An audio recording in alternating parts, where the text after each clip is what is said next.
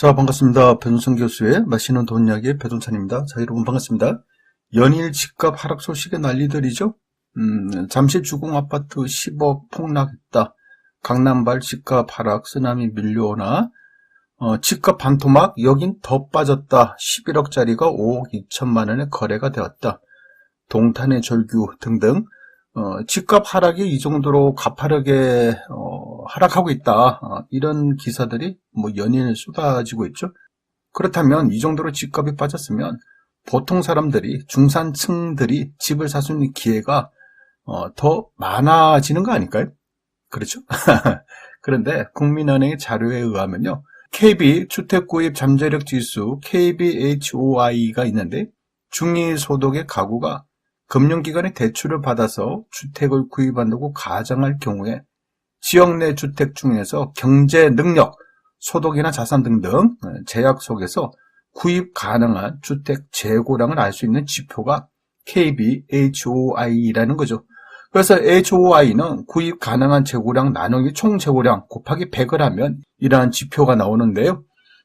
그래서 과거 KBHOI를 좀 살펴보면 서울특별시 같은 경우인데요. 2017년도 9월 달에는 KB 주택구입 잠재력 지수가 21.82, 그러니까 21.82%의 주택을 구입할 수 있다는 겁니다. 그리고 소득은 가구별 월 소득 금액은 448만 원을 가정할 때 2017년 9월 달에 잠재력 지수는 21.82라는 거죠. 그리고 2017년도에는 19.75, 2018년 03년도에는 18.61로 줄어들었고 2018년 6월 달에는 16.69, 그리고 2018년 9월 달에는 15.24로 줄어들었다는 거죠.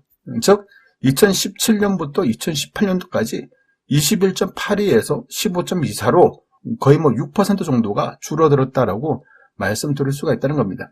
그런데요, 이때까지만 하더라도 중위소득, 중산층이 서울 아파트 구입 잠재력 지수는 그나마 15.24%의 아파트를 구입할 수 있었다는 겁니다. 그런데 2020년 12월 들어서는 7.32로 떨어졌고요. 2021년 3월달 들어서는 5.61, 그리고 현재 2022년 6월 달에는 2.76, 2022년 9월 달은 2.45%로까지 떨어졌다는 거예요. 따라서 올해 2022년 3분기에 평균 KB 주택구입 잠재력 지수가 2.5%밖에 안 된다. 이렇게 말씀드릴 수 있다는 겁니다. 이러한 것은 결국 서울 가구별 월 소득 금액을 571만 원으로 가정을 할 때요, 서울 중산층들, 중위소득 5분위 중에서 3분이 있는 서울 중산층들이 서울에 있는 주택 재고량 140만 채 중에 서울 중산층이 구입 가능한 주택이 단 140만 채 중에 3만 채밖에 안 된다는 얘기예요.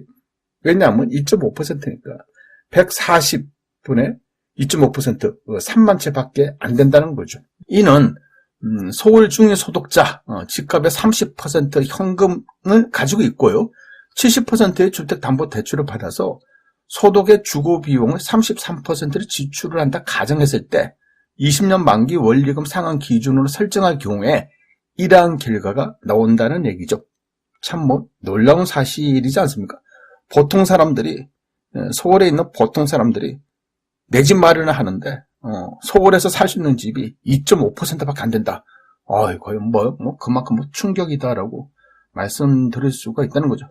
서민들, 중산층 등의 주택 구입 잠재력 지수 참 그 정도로 떨어졌다는 거예요. 그래서 이를 좀 보기 좋게 연도별로 좀 살펴보면 2017년도 9월 달에는 21.82%, 즉 2017년도에는 그래도 21%의 서울집을 살 수 있다는 거예요, 중산층이. 그리고 2018년도에는 15%, 2020년에는 7.32%.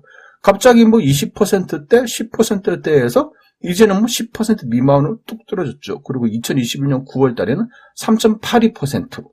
3.82%만 하더라도, 이거 엄청나게 떨어졌다라고 말씀드릴 수 있을 것 같은데, 2022년도 9월 달에는 2.45%까지 떨어졌다는 거예요. 엄청나죠. 그리고 현재 KB국민은행에 따르면 이제 뭐 10월달, 11월달은 뭐 2.15% 그리고 2.07%까지 이제 뭐 2% 초반까지처럼 떨어지고 있다는 겁니다.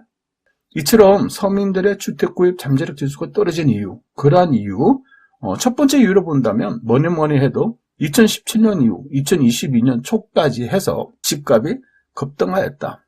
서울의 집값 뭐 얼마나 많이 급등하였나요? 그렇죠?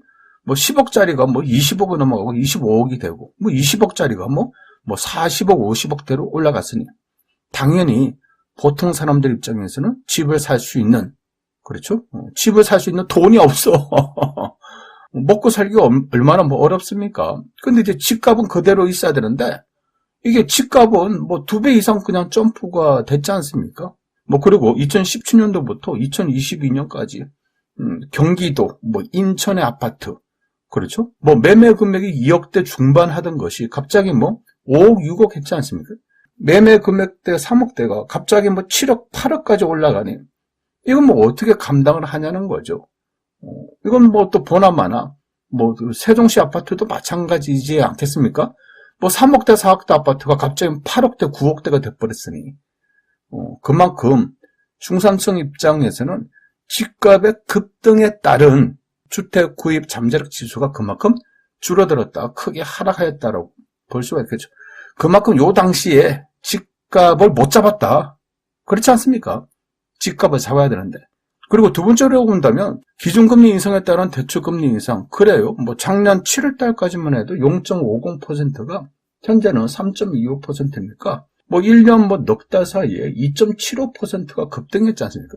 그래요. 엄청나게 급등했어요. 그러니까 작년 같은 경우 뭐 대출 금리가 2%짜리가 현재는 뭐 5%, 6%도 된 거 아닌가요? 따라서 뭐 한 달에 납부하는 이자가 뭐 1억 원 가량을 빌린 사람은 한 20몇만 원 납부하다가 갑자기 지금은 40만 원도 납부하는 거 아닙니까? 그래요. 이 정도로 갑자기 뭐 2배 이상. 그러니까 이제 많은 금액을 빌린 사람들 한 달 이자 뭐 100만 원 납부하다가 이제 뭐 200몇십만 원 납부해야 되고 한 달 이자 200만 원 납부하는 사람은 이제 뭐 500만 원 가까운 대출 이자를 납부하는 거 아닙니까? 따라서 주택 구입 잠재력 지수 중에서, 그렇죠? 이제 자기가 버는 소득에 대비해서 주거 비용으로 33% 가량이 빠져나가지 않습니까? 그러니까 이제 원금과 이자 갚기에 바빠졌다는 거죠.